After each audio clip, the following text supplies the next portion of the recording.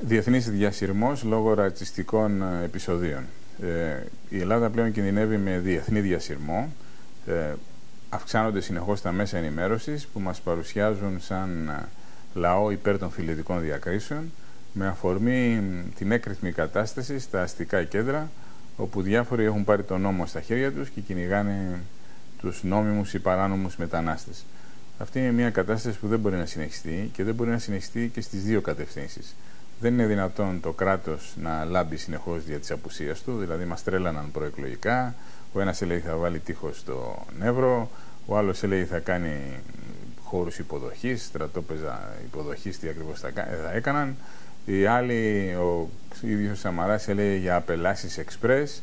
Τίποτα από όλα αυτά δεν ισχύουν. Συνεχίζεται κανονικά η ροή, η τεράστια ροή παράνομων μεταναστών στη χώρα μας, μέσω Τουρκίας, κυρίως από τη Βόρεια Αφρική, αλλά και από άλλες χώρες, και αυτό το πράγμα οδηγεί σε εκρηκτικές καταστάσεις.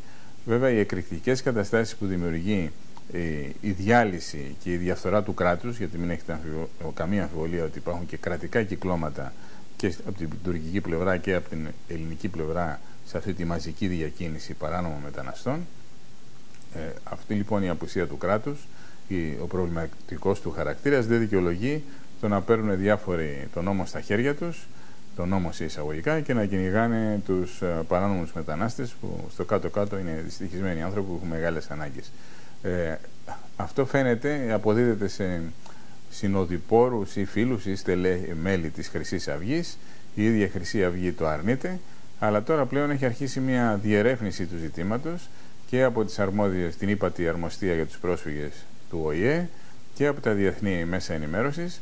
Επομένως, πρέπει να αρχίσουμε όλοι να σοβαρολογούμε. Από τη μια, το κράτος να επιβάλλει την νομιμότητα και να κάνουν οι διάφοροι πολιτικοί αυτά που κατά καιρούς υπόσχονται, και από την άλλη, να μην υπάρξουν παρακρατικές εκδηλώσεις, ή αν υπάρξουν να αντιμετωπιστούν από το κράτος άμεσα και αποτελεσματικά. Είναι γνωστό βέβαια ότι η δικαστική λειτουργεί, όπου βλέπουν εμπλοκή χρυσαυγητών σε βιαιότητες, επεισόδια κτλ., κάνουν οτιδήποτε για να μην δικάσουν ή να δικάσουν σε 5, 10, 15 χρόνια.